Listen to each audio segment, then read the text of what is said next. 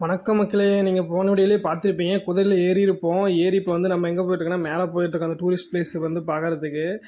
இப்போ வந்து summer சீசன்றதுனால snow இல்லை. அதே ஸ்னோ சீசனில் வந்தீங்க அப்படின்னா அங்கே ஃபுல்லாக ஸ்னோ தான் இருக்கும். அப்போயும் ஹாஸ்டல் தான் போகிற மாதிரி இருக்கும். அப்போ ரொம்ப டஃப்பாக இருக்கும்.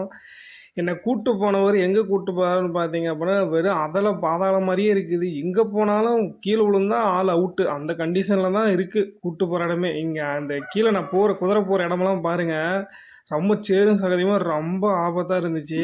ஆனால் செம்ம எக்ஸ்பீரியன்ஸாக. ஆனால் குதிரை வந்து பார்க்குறது நம்மளுக்கு பயமாக இருக்குது. ஆனால் குதிரைலாம் கொஞ்சம் கூட ஸ்லிப் ஆகலை, அது பாட்டு போயிட்டுருக்கு. ஆனால் நம்மளுக்கு தான் பயம். எனக்கெல்லாம் உயிரே இல்லை.